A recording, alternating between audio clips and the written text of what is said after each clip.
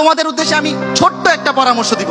ছোট্ট পরামর্শ যেটা আমি আমার জীবন থেকে উপলব্ধি করছি, সেটা হচ্ছে আমি যখন স্কুল লেভেলে ছিলাম, আমি একটা জিনিস কোনো একটা অনুষ্ঠানে আমি এটা দেখছিলাম, যে আমার ঠিক খেয়াল নেই আসলে কোথায় আমি এটা শুনছিলাম, যে ওখানে বলা হয়েছিল জীবনে হয় খুবই ভালো স্টুডেন্ট হও, অথবা এমন একটা স্কিল অর্জন করো যেটা বাকি 10 জন পারে না।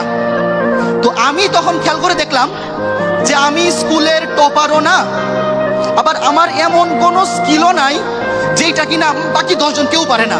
আমি দেখি যে আমি যা পারি অন এন এভারেজ বাকি সবাই সেটা পারে। তাহলে আমি যেহেতু অনেক পরেও টপার বলতে ফার্স্ট সেকেন্ড থার্ডে ঢুকতে পারতেছি না, বাট এরকম কোনো স্কিলও নাই যেটা কেউ পারে না, আমি যা পারি সবাই পারে, তাইলে আমার মধ্যে স্পেশাল কি থাকবে? তখন থেকে আমি একটা জিনিস আইডেন্টিফাই করলাম, সেটা হচ্ছে টাইমিং।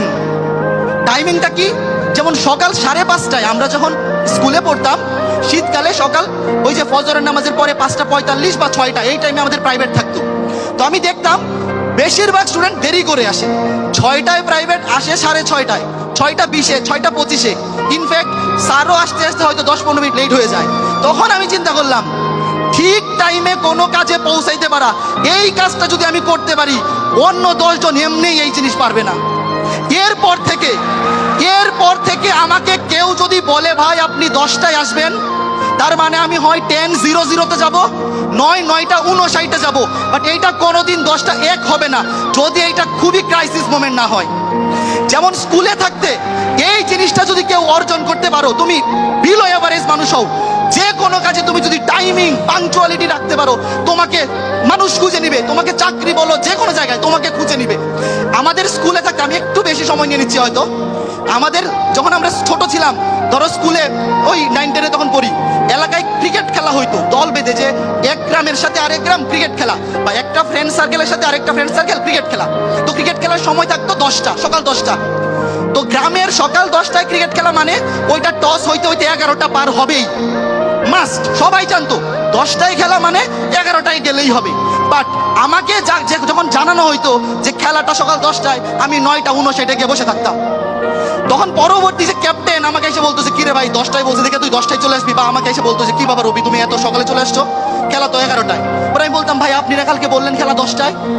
তখন উনি বলতো যে আচ্ছা আচ্ছা বুঝতে পারছি, তোমাকে 10টা বলছে মানে যে খেলা শুরু হইতে 11টা বাজবেই। তো এই জিনিসটা করার ফলে আমার জীবনে যেটা লাভ হয়েছে, এরপর থেকে কেউ যদি আমাকে সময় বলে, যারা আমার পরিচিত সবাই জানে যে এক্সাক্ট ওই জিনিসটা 11টায় হবে, আমাকে 11টাই বলে, কারণ জানে যে আমাকে 11টায় বললে 11টায় আমি পৌঁছাবো। এই জিনিসটা যদি লাইফে এনশিওর করতে পারো, তুমি যেই কাজ করো, যেই প্রফেশনে যাও, দেশে থাকো বিদেশে থাকো, যেই প্রফেশনে যাও, তুমি অন্য 10 জনের চাইতে যে কোনো প্রতিষ্ঠানে একটা ভালো আউটলুক ক্যারি করতে পারবা। আরেকটা জিনিস আমি লাস্টে বলবো, তোমরা যখন ইউনিভার্সিটিতে উঠবা, মানে উঠে তো গেছোই, ভর্তি হয়ে গেছে হয়তো, যখন ফাইনাল ইয়ারে উঠবা, ফাইনাল ইয়ারে একটা থিসিস করতে হয়, হয়তো শুনছো থিসিস।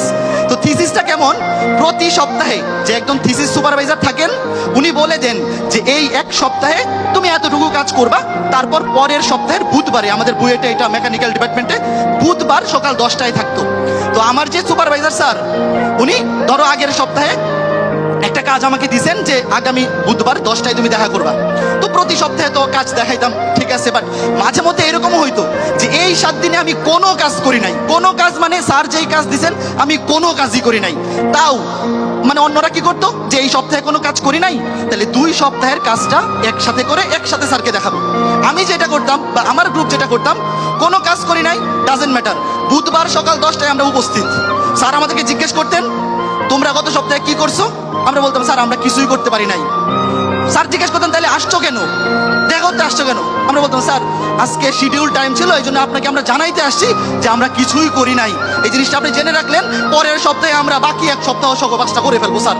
তো এই যে জিনিসটা, এই পর থেকে মানে স্যারও আমাদেরকে একটা স্পেশাল ভাবে দেখতে, যে না এরা ফাঁকিবাজ হইতে পারে, এরা কাজ জমায় রাখতে পারে, বাট কখনো মিথ্যা কথা বলবে না, টাইমিং নিয়ে কখনো উল্টাপাল্টা কিছু করবে না। তো এই যে ব্যাপারটা, মনে করো তুমি একটা কাজ করতে পারো নাই, মিথ্যা কথা বলার তো দরকার নাই, বাট মানে যতটুকু পারা যায় চেষ্টা করবা এই 2টা জিনিস লাইফে মেনটেন করতে। আমি সবসময় চেষ্টা করি, এরকম না কেউ আবার ভিডিও করে বললো না যে ভাই আপনার তো ওই ক্লাসটা 10টায় শুরু হওয়ার কথা ছিল, আপনি তো শুরু করছেন 10:10-এ।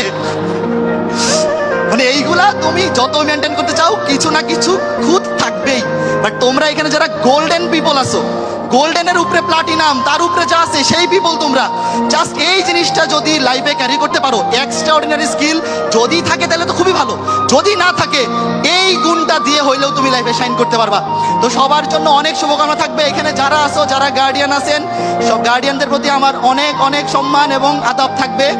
আপনাদের সন্তানেরা আপনাদের এই যে স্বপ্নের বা এই যে গৌরবে গৌরবান্বিত করতে পেরেছে, তাদের এই গৌরবান্বিত হওয়ার পিছনে আমরা ক্ষুদ্র অবদান রাখতে পারে, আমরাও খুবই গর্বিত। আর স্টুডেন্ট যারা আছো, অনেক শুভকামনা থাকবে। সবাই জীবনে সাকসেসফুল হও, নিজের পরিবারের সাথে থাকো, এবং অবশ্যই যে কোনো তোমার জীবনে যত ক্ষুদ্র সাফল্যই হোক সেটা অবশ্যই পরিবারকে নিয়ে উদযাপন করো। সবার জন্য শুভকামনা থাকলো।